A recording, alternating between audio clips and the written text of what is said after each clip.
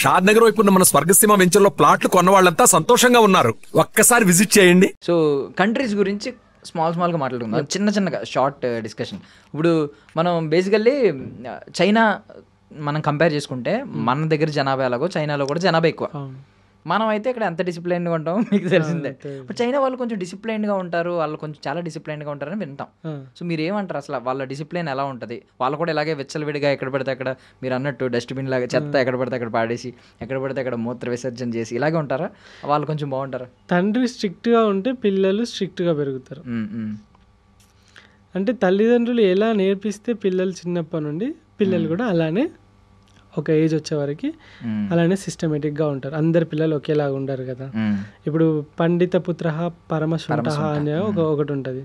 పండిత పుత్రుడు అయినంత మాత్రాన వాడు గొప్పవాడు అవ్వాలని ఏం లేదు. ఇక్కడ మన దేశం అనేది పండితులు, పుత్రులం మనం పరమశుంఠల్లాగా.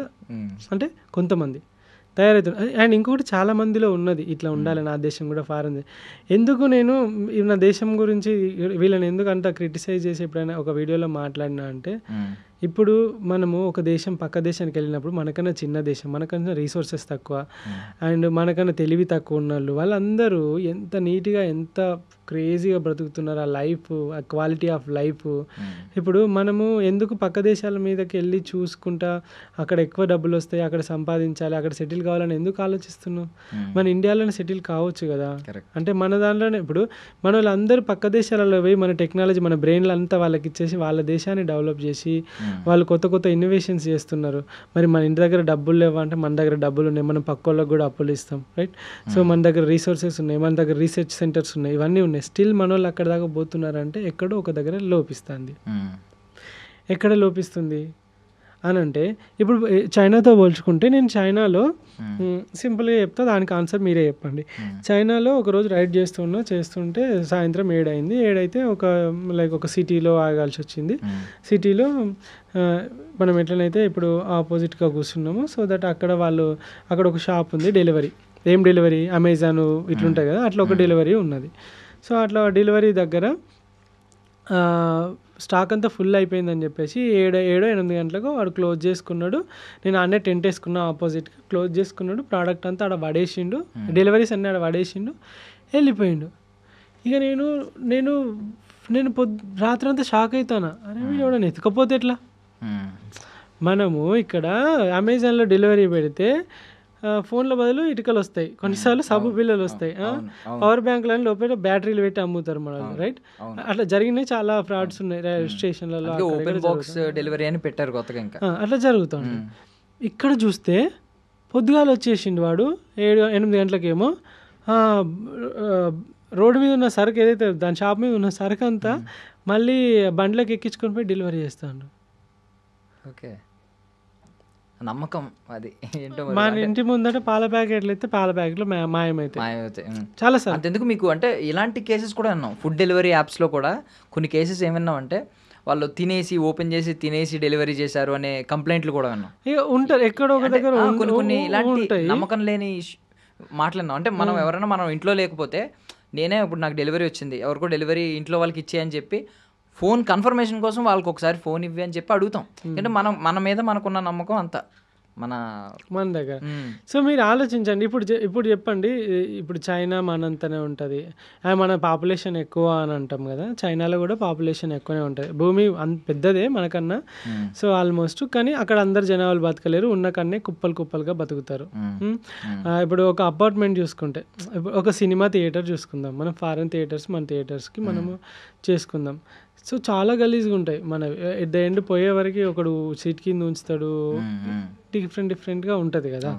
సో మీరు గమనించండి. సో ఎక్కడ లోపిస్తుంది ఇదంతా అని అంటే, ప్రజలు, గవర్నమెంట్. ఇప్పుడు అంటే మన దగ్గర రూల్స్ లేవా అంటే ఉన్నాయి. హెల్మెట్ పెట్టుకోకుండా ఫైన్ అయ్యారా? రోడ్ల మీద ఉంచితే ఫైన్ ఉన్నది, బయట స్మోక్ చేస్తే ఫైన్ ఉన్నది, బయట టాయిలెట్ చేస్తే ఫైన్ ఉన్నది, అడవులలో మంటలు పెడితే ఫైన్ ఉన్నది, లంచం ఇస్తే ఫైన్ ఉన్నది, లంచం ఇవ్వాలని చూసినా లంచం తీసుకున్నా ఫైన్ ఉన్నది, అంతేనా కదా? అన్నిటికీ ఉన్నాయి కదా. కానీ ఎక్కడ భయం ఉన్నా కూడా సరే, చూస్తుంటే వాడు కెమెరా ఉన్నంతసేపు ఒకలా ఉంటాడు, కెమెరా లేకుంటే ఒకలా ఉంటాడు, రైట్? సో ఎక్కడ లోపిస్తుందంటే వ్యక్తులలో. మనుషులల్లో నేను ఒక్కడిని పోతే ఏమొచ్చిందిలే, నేను ఒక్కడిని ఉంచితే ఏమొచ్చిందిలే, నా ఒక్క బైక్ ఒక్కసారి ట్రాఫిక్లో కెమెరాలు ఉన్నావంటే నువ్వు 80 స్పీడ్లో పోతావు, కెమెరాలు లేవంటే 130లో పోతావు. పొలిటీషియన్ కొడుకు అయితే నీ ఇష్టం ఉన్నట్టు పోతావు. అంటే ఇక్కడ బయట జపాన్లో నువ్వు సీఎంఏగా, నువ్వు పిఎంఏగా, నువ్వు కోటీశ్వరం, నువ్వు ఇవ్వనివన్నాగా ఒక రెస్టారెంట్లోకి వెళ్ళిపోయినావు అంటే నీకు ఆకలిని చూస్తారు, కడుపులో తిండి పెడితే పోతారు. మన దగ్గర వచ్చే వ్యక్తిని బట్టి అక్కడ రెస్పెక్ట్ మారుతూ ఉంటుంది. అంటే ఆ క్యాడర్ని బట్టి ఇప్పుడు ప్రతి ఒక్కరు ఈవెన్ ఇప్పుడు గవర్నమెంట్ ఎంప్లాయ్ అయితేనే బిడ్డనిస్తా అని ఒకళ్ళు కూర్చుంటారు. లైక్ ఇట్లా ఉంటుంది కదా. అండ్ ఇప్పుడు మన వాళ్ళే ఇంకా బయట దేశానికి పోయి రేసిజం అని ఈవెన్ మొన్న యూఎస్లో ఒక అతనే అన్నాడు, అంటే ఎందుకు వచ్చిర్రా మీరు, లైక్ వెళ్ళిపోండి అది ఇది అని చెప్పేసి అని అన్నాడు. అంటే మనం దాన్ని అనుకుంటాం రేసిజం అది అని చెప్పేసి అని అనుకుంటాం. పాపం వాడి బాధ ఏంటంటే వాళ్ళ జాబులన్నీ మన తెల్లితోటి మనం అన్నీ కొట్టేసుకొని మనం ఆడ జాగాలు కొని మన రియల్ ఎస్టేట్ కూడా వేసి చేస్తాం. రేసిజం ఇండియాలో లేదా? స్టేట్స్ మధ్యలోనే రేసిజం ఇండియాలో ఉంది బ్రో. ఎట్లా చెప్పాలా, స్కూల్లో మనము క్లాస్లో కూర్చున్నప్పుడు ఇదంతా మనకు నేర్పించక, అరే పొట్టోడా, అరే కర్రోడా, అరే గుడ్డోడా, అరే మెల్లోడా, అరే నత్తోడా, అరే బండోడా, అరే బక్కోడా, ఏం నేర్పిస్తున్నా? డైరెక్ట్ అదే కదా రేసిజం అంటే. లైక్ వాడి యొక్క అవయవ లోపము లేకుంటే వాడి యొక్క లోపాలని, అరే కులపోడా, క్యాస్ట్ విషయంలో రేసిజం, తక్కువడా ఎక్కువడా, రైట్ అంతేనా? డబ్బుల విషయంలో రేసిజం, పూర్ అరే పేదోడు వాడు, బిచ్చపోడు వాడు, ఆటో తోలుకుంటోడు వాడు, డెలివరీలు చేసేటోడు వాడు, డిగ్నిటీ ఆఫ్ లేబర్ కూడా లేదు కదా. అంటే నువ్వు ఇక్కడ మొత్తం నువ్వు రేసిజం చూపించుకొని అవన్నీ చూపెట్టుకొని ఫారెన్కి వెళ్ళేసి అక్కడ నాకు రేసిజం ఉండొద్దు, నన్ను చూడొద్దు, నన్ను అట్లా అనొద్దు అని అంటే అది ఎట్లా నడుస్తుంది? నువ్వే ఇక్కడ ఎన్నో చూసుకుంటావు. రేసిజం అంతటా ఉంటుంది. మనుషులలో ఉండాలి బ్రో. మార్పు అనేది మనుషులలో ఉండాలి. ఈ దేశం మారాలన్నా, మన ఇల్లు మారాలి అంటే మన ఇంట్లో ఉన్న నాన్న, ఇప్పుడు మీ నాన్న సిగరెట్ తాగడు, మందు తాగడు, మీ అమ్మని కొట్టడు, అక్కను తమ్ముడిని తిట్టడు, కొట్టడు, బెదిరించాడు, ప్రేమగా చూసుకుంటాడు. సో అప్పుడు నువ్వు నీ పిల్లలకి ఒక డూప్లికేషన్ ఇస్తున్నావు. ఏంటి అని అంటే నాకు వచ్చిన పిల్లల్ని కూడా ఇట్లా ప్రేమగా చూసుకోవాలి. అప్పుడు తండ్రి మీద ప్రేమ, తండ్రి చూపెట్టే డూప్లికేట్ అంటే డూప్లికేషన్ ఏంటంటే ఆయన చేసేది ఈయనకి చూస్తున్నాడు, చూసి నేర్చుకుంటాడు, రైట్? సో ఇక్కడ ఏంటనంటే మనం మరి ఇదే పీపుల్ మనం ఫారెన్ పోతాము, వాడు అన్ని రూల్స్ పెడతాడు, ఆ రూల్స్ని పాటిస్తాం. ఎందుకు అక్కడ పాటిస్తాం, ఇక్కడ పాటించాం? మనమే కదా. మన బిహేవియర్ కూడా ఒక బ్యాంక్లో పోతే ఒకలా ఉంటుంది మనది, హోటల్లో పోతే ఒకలా ఉంటుంది, సినిమా హాల్లో ఒకలా ఉంటుంది. బాధ్యత రాహిత్యం అన్నట్టు. సో ఇదంతా మనము చూసారా ఎప్పుడైనా పార్టీ మీటింగ్స్లలో ఫుడ్ పెడితే ఎట్లా కొట్టుకుంటారు, పెళ్ళిలో ఫుడ్ కాడ ఎట్లా కొట్టుకుంటాం మనం, టక్క గిన్నెలు పెట్టి. ఇదంతా ఏంటంటే మనలో మార్పు రావాలి. దేశం చాలా మంచిది మనది, మనకు నేర్పించిన పద్ధతులు కల్చరు మంచివి, చాలా మంచివి అక్కడ నుండి. కానీ ఎవడో ఒకరు గలీజోడు ఉంటాడు, నేను ఒక్కనే. అప్పుడు ఏమనిపిస్తానంటే అరే మర్డర్ చేసినోడే మంచోడ్రా, దొంగతనం చేసినోడే మంచోడ్రా కాడికి వచ్చినాం మనం లాస్ట్కు. మంచి చేస్తే ఎవరికి నచ్చదు, చెడు అందరికీ నచ్చుతుంది. గోడ కట్టడం చాలా కష్టం, కూలగొట్టడం చాలా ఈజీ. ఏదైనా చెడు చేయడం చాలా ఈజీ. మన దేశం మనమే ట్యాక్సులు కట్టము, మనమే ట్యాక్సులు ఎగ్గొడతాము, అలానే లూప్ హోల్స్ కట్టుకుంటాము, క్యాష్ ఇప్పుడు చాలామంది బిజినెస్ చూస్తాను, వాడు కార్డు యాక్సెప్ట్ చేయడు, లైక్ డిజిటల్ పే యాక్సెప్ట్ చేయడు, ఎందుకంటే అవన్నీ బ్యాంకులో పోతే ట్యాక్సులు తప్పించుకోవాలని క్యాష్ ఏమంటాడు. ఇలాంటివి చాలా ఉన్నాయి. ఇవన్నీ మనము బాధ్యతాయుతంగా ఉన్నప్పుడు మన క్వాలిటీ లైఫ్ క్వాలిటీగా ఉన్నప్పుడు, మనం వేసే ఓటు క్వాలిటీ వ్యక్తులకు వేసినప్పుడు ఆటోమేటిక్గా క్వశ్చన్ చేసే అవకాశం ఉంటుంది. సో దేశం మస్తు డెవలప్ అవుతుంది. సో 2 టాపిక్స్ అయితే ఇందులో బాగా వచ్చినాయి. ఏంటంటే ఒకటి రేసిజం, ఇంకొకటి డిసిప్లిన్. సో ఇప్పుడు మీరు తిరిగిన ఈ అన్ని కంట్రీల్లో రేసిజం లేనిది, అంటే మిమ్మల్ని కూడా ఒక ఇండియన్ సైక్లిస్ట్ వచ్చినప్పుడు చాలా చాలా బాగా గ్రాండ్ వెల్కమ్ చెప్పిన కంట్రీ ఏది? అంటే రేసిజం అయిపోయింది. వెల్ డిసిప్లైన్డ్ కంట్రీ అంటే ఏం చెప్తారు? ఈ 2 కంట్రీలు చెప్పండి. వెల్ డిసిప్లైన్డ్ కంట్రీ అంటే Japan and South Korea and China రూల్స్ని కరెక్ట్గా పాటించడం కానీ ఇప్పుడు నీకు తెలుసా వేరే కంట్రీస్లో కూడా ట్రాఫిక్ ఉంటుంది కానీ జామ్ అవ్వదు, మూవ్ అవుతూ ఉంటుంది. ప్రతి కంట్రీస్లో ట్రాఫిక్ ఉంటుంది కానీ జామ్ అవ్వదు. ఒకవేళ యాక్సిడెంట్ జరిగితే జామ్ అవుద్ది కానీ మెల్లిమెల్లిగా మూవ్ అవుతూ ఉంటుంది. ఇండియాలో ఏమవుతుంది అంటే మూవ్ అవ్వదు, జామ్ అవుతుంది. ఎందుకు జామ్ అవుతుంది అంటే చెప్తా. చౌరస్తాలో ఇటు పోయేటివి ఓకే, అట్లకెళ్ళి ఇటు వచ్చేటివి ఉంటాయి, ఇటు పోయేటివి ఇటు వచ్చేవి ఉంటే ప్రాబ్లం ఏం లేదు, అటు ఇటు పోతాడు. కానీ అటు పోయేటోడు ఇటు పోవాలి, ఇటు పోయేటోడు ఇటు పోవాలి. ఇక్కడ ఏమవుతుంది అంటే ఎవడు చూస్తలేని సర్రని ఒకడు వస్తాడు పెడతాడు, ఇట్లా పోయేటోళ్ళు అందరూ వాడు పోయేదాకా ఆగాలి, అక్కడ సిగ్నల్ పడుతుంది, వాడు పోయేలోగా మళ్ళీ సిగ్నల్ క్లోజ్ అయిపోద్ది. నేను ఇప్పటిదాకా వెయిట్ చేసిన వీడియో బట్టి వాడైనా ఎవడు చూస్తాడు అని చెప్పేసి ఆటో వాళ్ళు ఉంటారు. నా సామి రంగా అమ్మో భయం అయితే ఆటోలు పక్కపండి సైక్లింగ్ చేయాలన్నా నాకు, అప్పుడు బండి తోలాలన్నా కూడా ఇట్లా మంచిగా పోతాడు, ప్యాసింజర్ రఫ్ని ఇటు తిప్పుతాడు, వెనుకోడు గాల్లో కలిసిపోయినా పర్లేదు. అంటే అందరు అలా ఉండరు. సో లైక్ దీనివల్ల నేను కూడా అంటే లెఫ్ట్ వెహికల్ వెళ్ళడానికి కూడా మీన్ సమ్టైమ్స్ ఎలా అనిపిస్తుంది అంటే ఈ ఆటో ఫార్ములా కొంతమందికి మాత్రం అప్లికబుల్. ఎక్కించుకున్నప్పుడు వాడు ఒక లారీలో ఫీల్ అవుతాడు, అంటే 10 మందిని 11 మందిని ఎక్కించుకుంటాడు. వెళ్ళేటప్పుడు మాత్రం ఒక బైక్లా ఫీల్ అవుతాడు, ఎందుకంటే లెఫ్ట్లో ఎంత సందు ఉన్నా పర్లేదు దానిలో దూరిపోతాడు. అమ్మో నాకు మొన్న వడోదర పోయినప్పుడు అయితే నాకు భయం అయింది, వాడు ఎట్లా దారుణంగా నడుపుతున్నారు వాళ్ళు. సో అట్లా ఇక్కడ కూడా చూసిన నేను, నడుపుతారు మన వాళ్ళు. ఈ హైదరాబాద్లో కానీ ప్రతి ఒక్క ప్లేస్లో ఉన్నారు. లైక్ అపరిచితుడు సినిమాలో ఎట్లయితే వాడికి కోపం వస్తే నాకు కూడా అట్లా కోపం వస్తుంది, భయం అవుతుంది నాకు బండి నడపాలన్న. ఇప్పుడు అన్ని కంట్రీస్లో 2.5 సంవత్సరాల దాకా బయట ఉండి తోలుకుంటూ వచ్చినా కదా, సడన్గా హైదరాబాద్లో బండి తీసిన తర్వాత నాకు లైక్ భయం అవుతుంది. వాళ్ళంటే స్ట్రైట్గా పోతారు, ఇట్లా పిచ్చి పిచ్చిగా టక్కున టర్న్ చేసి ఇవేమి ఉండవు కదా మ్యాక్సిమం, చాలా వరకు ఆ లైన్లోనే పోతారు కదా. ఇక్కడికి వచ్చిన తర్వాత ఇట్లా పోతాను నేను, అదే టక్కున ఒకటి నడపగానే పోయి వెనకకి వెళ్ళి గుద్దిన, బ్రేక్ వేసిన, దగ్గరికి పోయి ఆగి ఇట్లా టన్ మని సౌండ్ వచ్చింది, గుర్తుపడి సౌండ్ వాడు పట్టించుకుంటలేడు, వాడు వాడిదే. అమ్మ ఇంకా దారుణం. ఇప్పుడు వేరే కంట్రీలో యాక్సిడెంట్ అయిపోయింది అనుకోండి, వాడు ఏం చేస్తారంటే బండ్లు అక్కడ ఆపుతారు, పక్కకు తీస్తారు, పోలీసు వాళ్ళు వస్తారు, పోలీసు వాళ్ళు వచ్చిన తర్వాత ఆ ఇన్సూరెన్స్ క్లెయిమ్ చేసుకొని వెళ్ళిపోతారు. ఇక్కడ నువ్వు పోయి ముందట ఉన్న కారు ఆటోని గుద్దినావు అనుకో, వాడు ఒక బూత్ తోటి బయటకు వచ్చి నీ గల్లా పట్టుకొని పట్ట కొట్టి తీ పైసలు తీ అంటాడా లేదా? అవును, లీగల్గా ఒక వే ఉంది కదా, మరి అది ఫాలో అవుతారా? అవరు, ఎందుకంటే వీడాలే ఉంటాడు ఆడాలనే ఉంటాడు. సో ఇదంతా ఏంటి అని అంటే జామ్ అవుతుంది అని అంటే ఇట్లా వచ్చి అన్ని సైడ్లో ఇట్లా పోతారు, దానివల్ల అందరికీ లేట్ అవుతుంది. ఒక్క 2 నిమిషాలు ఆగితే పోతుంది కదా అది. సో మీ రేసిజం లేకుండా మిమ్మల్ని బాగా ఆహ్వానించింది, చేతులు చాచి రేసిజం ఎక్కడ లేదు. అంటే రేసిజం అంటే ఉండొచ్చు వేరే పీపుల్, అంటే ఎంతైనా కొంచెం ఈ పార్షియాలిటీ ఉంటుంది. మన వాళ్ళు పరాయవాడిని కొంచెం పరాయవాళ్ళకే చూస్తారు కొన్ని చోట్ల, అదేం లేకుండా ఒక ఇండియన్ సైక్లిస్ట్ వస్తే అన్ని కంట్రీస్ చాలా బానే ప్రేమగా చూసుకున్నాను. ఏంటంటే అది కారణం ఏంటంటే నేను సైక్లిస్ట్ని కాబట్టి, నేను ఎక్కడి నుండో సైక్లింగ్ దొక్కుంటూ వస్తున్నాను కాబట్టి ఆ రెస్పెక్ట్ ఉంటుంది, ఆ క్యూరియాసిటీ ఉంటుంది. నార్మల్గా జనరల్గా పోతే నాకు కూడా రేసిజం కనపడవచ్చు. సో కొరియాలో ఒకసారి రేసిజం అప్పుడు మీకు తెలుసా, కొరియాలో ఒక బోర్డు పెట్టారు, Indians are not allowed to pub. వాళ్ళకి ఎంత బల్బు ఉండాలి, ఎందుకు అలా అంటే మీరు చెప్పండి, ఎంత బల్బు ఉండాలి? అట్లా చాలా దారుణం కదా కదా.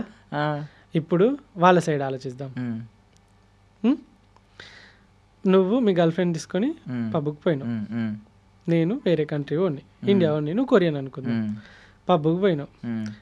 నీకు తెలుసు మన వాళ్ళు సుక్క పడితే ఏం చేస్తారో తెలుసు, నేనే మొగోని అంటారు. పోయినోడు పోకి ఏం చేస్తాడు, ఆ పోర్ని చూస్తాడు, గెలుకుతాడు. మన వాళ్ళ దృష్టిలో ఫారినర్స్ అంటే ఏంటంటే ఇట్లా అంటే అట్లా వస్తారు అని ఆలోచిస్తారు. వాళ్ళకి వాళ్ళతో అంటే వాళ్ళు తోడిపోతారని. అందరు అట్లా ఉంటారా? ఉండరు. పోయినా నేను వచ్చి మీ గర్ల్ ఫ్రెండ్ తోటి అసభ్యంగా బిహేవ్ చేసినప్పుడు నువ్వేం చేస్తావు? కొడతాను. ఇండియాలో కొడతావు, కానీ అక్కడ కొట్టరు, కంప్లైంట్ ఇస్తారు. ఓకే, ఎవరికి కంప్లైంట్ ఇస్తారు? పబ్ ఓనర్కి. ఉన్న బాక్సర్స్నో వాళ్ళనో వీళ్ళనో, బాక్సర్స్కి ఇట్లా అట్లా ఏమి ఉండరు కానీ ఉంటారు కొన్ని ప్లేసెస్. వాళ్ళకి చెప్తాడు, పిలుచుకొచ్చి ఎవరు చూసుకోపోరు అంటారు. పోలీసు వాళ్ళు పంపిస్తారు, పోతారు, వస్తారు. వచ్చిన తర్వాత అప్పుడు వాడు వీడు ఇండియా ఏం చేసిండు, పిల్లని గెలికిండు, వీనికి మేనర్స్ లేదు. అలా ఒకటి చూస్తాడు, 2 చూస్తాడు, 3 చూస్తాడు. ఇలా మనోళ్ళు పోయి చాలా వరకు అట్లానే చేసిరు అన్నట్టు పబ్బులల్లో. తాగినాక అవుట్ ఆఫ్ కంట్రోల్ అయిపోయి అందరూ తాగి పండుకుంటే ముచ్చట పెట్టుకుంటే ఇండియాలో మాత్రమే తాగినాక లొల్లి అప్పుడు స్టార్ట్ అవుతుంది. వాళ్ళ మృగం బయటకు వెళ్తుంది. ఇక కొడితే పెళ్ళాన్ని కొట్టుడు, లేబర్ అయితే కొంచెం అయితే బయటకు వచ్చేవారు, ఇవన్నీ జరుగుతాయి. ఇలా చేయడం వల్ల వాడు ఏం చేసిండంటే Indians are not allowed to pub అని పెట్టిండు. ఇప్పుడు నీకు బల్బ్ లాగా అనిపించిందా? వాడి తరపున చూస్తే ఎట్లా అనిపించింది? స్టేట్మెంట్ కరెక్టే. దీనికి ఇక్కడున్న మీడియా ఆ బయట dogs are Indians are not allowed to pub, దీని గురించి ఏమని నేను విన్నాను. ఇక్కడ మీడియా అంతా ఇష్టం ఉన్నట్టు రకరకాల dogs are allowed but Indians are not allowed అని చెప్పి అది అప్పుడు బ్రిటిషర్స్ పెట్టారు. బ్రిటిషర్స్ అప్పుడు పెట్టారు dogs and Indians are not allowed అని పెట్టారు. సో ఇక్కడున్న మీడియా ఏంటంటే ఆ కంట్రీని మొత్తం బ్యాడ్ చేసింది. మరి ఆ కంట్రీ అలాంటి డిసిజన్ తీసుకోవడానికి కారణం ఏంటిది? చైనాలో నేను షెంజన్లో ఉన్నా. ఎలక్ట్రానిక్ పెద్ద big market. Like north state కొంతమంది పీపుల్ ఏం చేశారంటే బాగా తాగిర్రు, రోడ్డు మీద మొత్తం కక్కి కొట్టుకుంటారు. చైనా పోలీసు వాళ్ళు వచ్చి వాళ్ళని ఆపడానికి వేరే కంట్రీస్లో పోలీసు వాళ్ళు మ్యాన్ హ్యాండిలింగ్ చేయరు. సార్ అని చెప్పేసి రిక్వెస్ట్గానే వాళ్ళని కార్లలో 4 కూర్చుని వాళ్ళ హోటల్కి పంపించడం అట్లాంటివి చేస్తారు. లేకుంటే పోలీస్ స్టేషన్ తీసుకుపోయి దిగినాక పంపిస్తారు, లేకుంటే ఏమైనా ఫైన్ వేస్తారు. ఇక్కడ కుక్కలను కొట్టినట్టు కొడతారు. రైట్.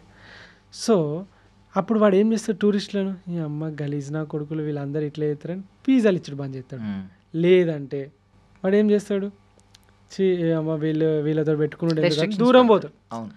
మూర్ఖుడి పక్కకు ఉండకుండా దూరం పోవడం బాధించడం మంచిది కాదంటారు కదా. వాడు ఎవరినో చూస్తాడు అట్లా దూరం వెళ్ళిపోతాడు. అప్పుడు నీకేమనిపిస్తుంది? నువ్వు పాపం వేరే దృష్టిలో వేరే వల్ల వానికి అట్లయింది. నిన్ను ఒక కుక్క కొరికింది, ఇంకోసారి కుక్క దగ్గర పోవాలంటే భయపడతావా లేదా? కానీ ఈ కుక్క అలాంటిది కాదు, మంచిది. అది మంచి ప్రేమగా నీ దగ్గర తోగొప్పుకుంటూ వస్తుంది. కానీ వేరే కుక్క కొరకడం వల్ల నువ్వు కుక్క అంటే భయపడతాను. రైట్. వేరే కంట్రీస్లో కూడా ఎవరైనా ఒకటి మన పైన రేసిజం చూపెడుతున్నాడు అని అంటే ప్రాబ్లము మనం క్రియేట్ చేసిందే. ఓకే. కానీ అదే కంట్రీస్లలో చాలా మందికి అలాంటి అనుభవం కాలేదు కాబట్టి వాళ్ళ ఇళ్ళల్లో నన్ను పిలిచి వాళ్ళ ఇళ్ళలో నాకు తిండి పెట్టి వాళ్ళ వాషింగ్ మిషన్లలో నా బట్టలు ఉతికిచ్చి వాళ్ళ ఇంట్లోకి అలో చేసి వాళ్ళ తిండి పెట్టి వాళ్ళ కల్చర్ చూపెట్టి వాళ్ళతో ఫోటోలు చూపించి వాళ్ళతో మాట్లాడించి వాళ్ళు నాకు బెడ్రూమ్ ఎవ్వనివి నువ్వు రోడ్డు మీద ఎవ్వనో ముఖం తెలియని పిలిచి ఇంట్లో నువ్వు బెడ్రూమ్ ఇస్తావు ఒకటి.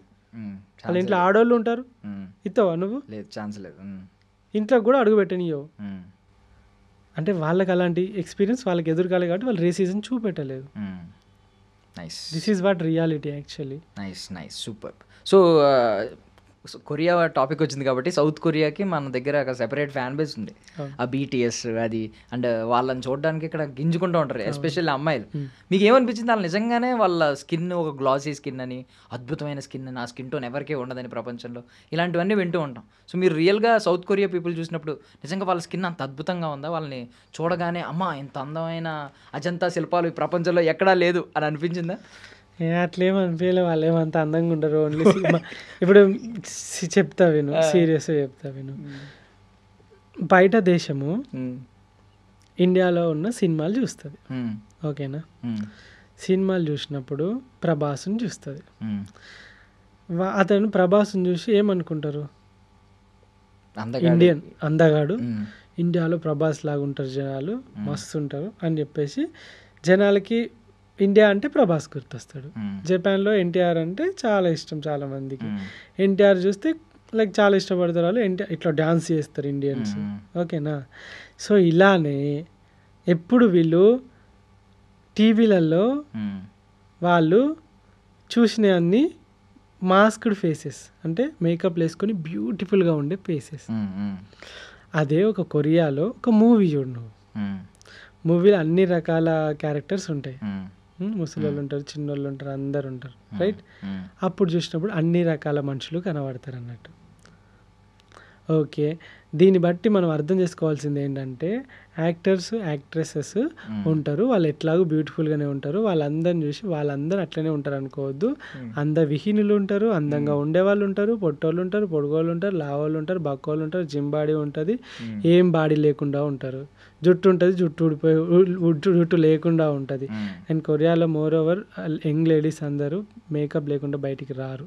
ఓకే. చాలా మేకప్ ఫేసెస్ ఉంటాయి. కొరియా ప్లాస్టిక్ సర్జరీకి చాలా ఫేమస్. థాయిలాండ్, వియత్నాము, ఇండియా నుండి కూడా చాలామంది కొరియాకి వెళ్ళి ప్లాస్టిక్ సర్జరీస్ చేసుకొని వస్తారు. సో పోయినాక కొన్నిసార్లు ఎయిర్పోర్ట్లలో ఇవే గొడవలు జరుగుతాయి. పోయేటప్పుడు అందరూ వాళ్ళ పాస్పోర్ట్ పట్టుకొని పోతారు, వచ్చేటప్పుడు మొఖాలే మారుతాయి. వాడు ఎయిర్పోర్ట్లో గొడవ, ఇక నేను కాదు నువ్వు కాదు అని చెప్పేసి అందుకే తమ్ సిస్టమ్లు కూడా పెట్టారు అన్నట్టు. సో ఇలాంటివి ఉంటాయి. మీరు పైన తెర పైన కనబడే బొమ్మలను చూసి మోసపోకండి. తెర వెనుక బొమ్మలు వేరే ఉంటాయి. సో అలా అని నేను అనట్లేదు, అలా అని నేను అందరినీ అనట్లేదు. మీరు చూసే BTS కానీ, బ్లాక్ పింక్ కానీ, మీరు చూసే కొరియన్ వెబ్ సిరీసే కానీ వాళ్ళందరూ యాక్ట్రెస్ ఉంటారు, వాళ్ళు బాగానే ఉంటారు కాబట్టి మీకు నచ్చుతుంది. బట్ రియాలిటీలో అలా ఉండొచ్చు, ఉండకపోవచ్చు. బట్ కొరియాలో నాకు చాలా మంది ఫ్రెండ్స్ ఉన్నారు. ఓకే. ఒకసారి నేను ఈ లోపు ఒక డిస్క్లైమర్ ఇచ్చుకుంటాను ప్లీజ్. డియర్ గర్ల్స్, చాలా మంది విన్నాను ఈ మధ్య ఏంటంటే ఇండియన్ బాయ్స్ వద్దు మాకు కొరియన్ బాయ్స్ కావాలని చెప్పి వాళ్ళ బయోల్లో కూడా పెట్టుకుంటున్నారు చాలా మంది. వాళ్ళందరూ ప్లీజ్ దయచేసి ఇది ఒక్కటి వినండి. వాళ్ళు పట్టించుకోరు అసలు. ఓకే. ఇంత చెప్పినా పట్టించుకోరంటారా? వాళ్ళు పట్టించుకోరు. కొరియా వాళ్ళు మనల్ని పట్టించుకోరంటారా? వాళ్ళకి బ్యూటీ చాలా ఇంపార్టెంట్ అండ్ ఫేస్ చాలా నీట్గా ఉండాలి, ఫేర్ స్కిన్ ఉండాలి. మనదంతా డస్కీ బ్లాక్ అట్లుంటుంది కదా, వాళ్ళకి అంత ఇష్టం ఉండదు. నేను ఇప్పుడు కొంచెం తెల్లగా ఉన్నానని ఫీల్ అవుతున్నాను, నేను అక్కడికి వెళ్తే నల్లోనే వాళ్ళ దృష్టి. అంతే కదా, వాళ్ళ స్కిన్ టోన్ వేరు కదా. కానీ నువ్వు ఓకే సర్వైవ్ అవ్వగలుగుతావు, నాలంటూ సర్వైవ్ కాలేదు. Maybe okay done. ఆ టాపిక్ వదిలేద్దాం, మళ్ళీ ఇక్కడ రేసిజం వస్తుంది అంటారు వాళ్ళు. ఓకే, ఇది పక్కన పెట్టేస్తే ఇప్పుడు కంట్రీస్ అన్నీ అయిపోయినాయి. వీటి గురించి మీరు ఇప్పుడు ఆస్ట్రేలియా వరకు వెళ్ళారు. ఆస్ట్రేలియా ఎలా అనిపించింది? బికాజ్ అది కొంచెం మనం చూస్తున్న కంట్రీస్లో కొంచెం రిచ్ కంట్రీ, పాష్ కంట్రీ. ఇప్పుడు ఈ కంట్రీస్తో పోల్చుకుంటే వెస్ట్రన్ కంట్రీ సారీ ఎస్, కొంచెం మొత్తం ట్రెడిషన్ అంతా వేరుంటుంది. ఈవెన్ మన ఇవన్నీ కూడా ఏషియన్ కాంటినెంట్స్లో ఉన్న కంట్రీలు కాబట్టి ఇప్పుడు చైనా, శ్రీలంక కావచ్చు, ఇలాంటివి థాయిలాండ్, ఇవన్నీ కొంచెం మనకు సిమిలర్గా ఉండొచ్చు. బట్ ఆస్ట్రేలియా అనేది కంప్లీట్ వెస్ట్రన్ కంట్రీ. సో దాని ఎక్స్పీరియన్స్ ఏంటి? ఆస్ట్రేలియాలో చూసుకుంటే ఇప్పటివరకు నేను ఎక్స్ప్లోర్ చేసిన ఏషియన్ కంట్రీస్ అన్ని కల్చర్ అంతా సిమిలర్ టు ఇండియా ఉంటుంది. ఓకే. ఎప్పుడైతే వెస్ట్రన్ వచ్చిరంటే ఇక ఇప్పుడు కొడుకు ఒక ఆస్తి రాసేయరు, 16 సంవత్సరాలు 17 సంవత్సరాలు అయితే బయటికి వెళ్ళిపోతారు. 10th క్లాస్ నుండే బయట పని చేసుకుంటూ ఉంటారు, 10th క్లాస్ నుండే బయట పని చేసుకుంటూ ఉంటారు, పార్ట్ టైం జాబులు చేసుకుంటూ ఉంటారు. వాళ్ళ డ్రెస్సింగ్ అదంతా డిఫరెంట్ ఉంటుంది. అండ్ ఇంకా వాళ్ళ స్పోర్ట్స్ వేరే ఉంటాయి. వాళ్ళైతే స్పోర్ట్స్కు చాలా ప్రిఫరెన్స్ ఇస్తారు. మన లేక స్కూల్స్ రాత్రి 8-10 గంటల దాకా ఉండవు. ఆదివారాలు, శనివారాలు, శుక్రవారాలు పని చేసుడు ఏముండదు. శుక్రవారం సాయంత్రం వచ్చిందంటే సోమవారం దాకా ఎవడు ఫోన్ చేయొద్దు. వాళ్ళకి మంచి పే ఉంటుంది. అండ్ రిచ్గా ఉంటారు. మంచిగా వారం మొత్తం పని చేస్తారు. వారం తర్వాత ఆ డబ్బులన్నీ ఎగరేస్తారు పబ్బులలో అట్లా ఇట్లా మొత్తం. ఇంకా అది కల్చర్ అసలుకి కంప్లీట్గా కల్చరల్ షాక్ అంటారు చూసినావా, అట్లా అవాక్ అయ్యే షాక్ వస్తుంది. ఎమోషన్స్ తక్కువ, ఒక స్ట్రక్చర్, ఒక డిసిప్లిన్. ఓకే. ఎమోషన్స్. ఆస్ట్రేలియా అంటే మీకు తెలుసో లేదో, ఆస్ట్రేలియా అనేది ఎట్లా ఏర్పడ్డది అంటే ఇంగ్లాండ్లో ఉన్న ఖైదీలని తీసుకొచ్చి సౌత్ సైడ్లో ఆస్ట్రేలియాలో పడేసారు. ఓకే. ఖైదీలని స్టోర్ చేయడానికి ఉపయోగించిన ఒక ఐలాండ్ అది ఆస్ట్రేలియా.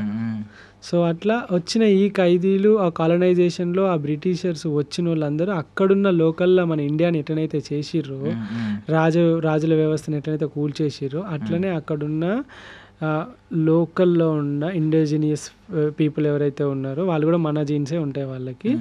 సో వాళ్ళందరినీ ఊచ కోత చూసి లక్షల మందిని చంపి అక్కడ మొత్తం ఆక్రమించుకొని వాళ్ళని బాలిసలు వేసి మంచి మంచి ప్లేస్లలోకి వెళ్ళి అందరినీ భయానికి వాళ్ళందరూ ఎడారి వైపు వెళ్ళిపోయి అట్లా తయారైన దేశం. బట్ అది ఒక బ్యూటిఫుల్ దేశం, చెప్పుకోవాలి. బ్యూటిఫుల్ దేశమే కానీ అంతే స్కేరియస్ట్ దేశం కూడా. ఎందుకంటే ఆస్ట్రేలియాలో చిన్న పురుగు గుట్టిన చచ్చిపోతాం. Dangerous poisonous snakes, poisonous spiders, poisonous ants, crocodiles and sharks shark attacks తోటి కొన్ని వేల మంది చనిపోతారు ఆస్ట్రేలియాలో సముద్రంలో బీచ్, అయినా ఈతకు పోతారు. నదులలో ముసళ్ళు తిని మస్తు మంది చచ్చిపోతారు, అయినా వీళ్ళు ఫిషింగ్కి వెళ్తారు. అడవులలో పాములు విషపూరిత కుడితే చచ్చిపోవడే ఉంటుంది. అలాంటి పాములు స్పైడర్లు ఇంత ఉంటాయి, ఇంత అవి కుట్టిన చచ్చిపోతారు. ఇలాంటి అన్ని మంచి డేంజరస్ వినమస్ జీవులు ఉన్నాయి కూడా. ఏదైనా ఎదురైందో ఒకటైనా అలాంటి పాములు, ఓకే, షార్కులు, డాల్ఫిన్స్ బాగుంది. డాల్ఫిన్స్ మంచిగానే ఉంటుంది దాని ఎపిసోడ్ అంతా. Okay, okay.